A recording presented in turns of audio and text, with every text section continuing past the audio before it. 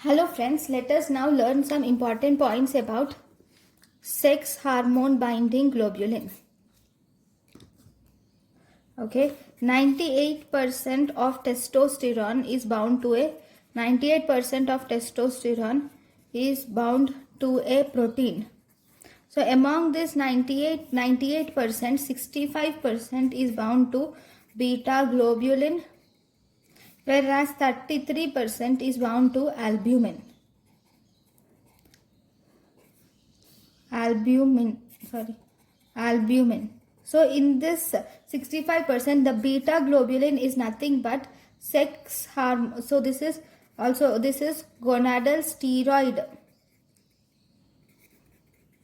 binding globulin. This beta globulin is gonadal steroid binding globulin, or you can also call it as sex hormone binding globulin.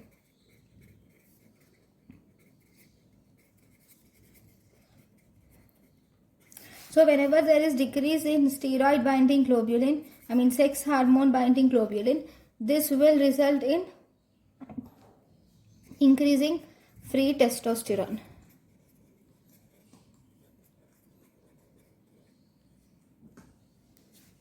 Now let us learn about the distribution of gonadal steroids and cortisol in the plasma.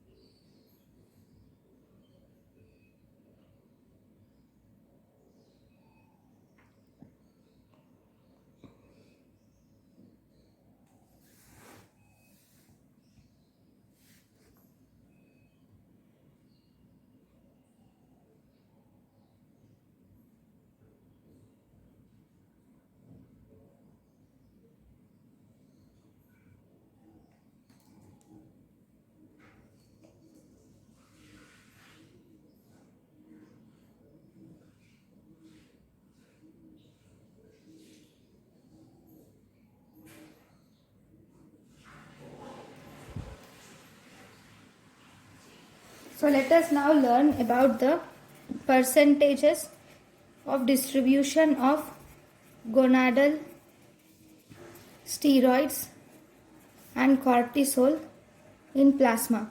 We do not need to know the percentages per se, but just for idea. Percentage of free, percentage bound to cortisol binding globulin,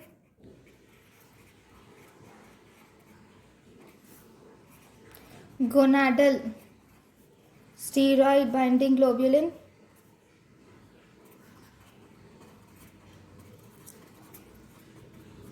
and also albumin. So if you see testosterone, the free testosterone is 2%. It does not bind to cortisol binding globulin. 65% binds to steroid globulin and 33% to albumin. Then if you see androstenedione 7% is in free form cortisol binding protein. It does not bind to cortisol binding protein. 8% to gonadal binding protein and 85% to albumin. Then we have estradiol 2% to free is in free form, and it does not bind to cortisol binding globulin. 38% binds to gonadal steroid binding globulin and 60% binds to albumin. What is estradiol? Then we have progesterone. In progesterone, 2% binds to is free and 18% binds to cortisol binding globulin. It does not bind to gonadal binding globulin, whereas 80% binds to albumin. Whereas in cortisol 4% is free, 90% binds to cortisol binding globulin, 6% binds to albumin, and it does not bind to gonadal binding globulin. Okay, so these are the different percentages which bind to cortisol binding globulin, gonadal binding globulin, and albumin. Thank you for watching.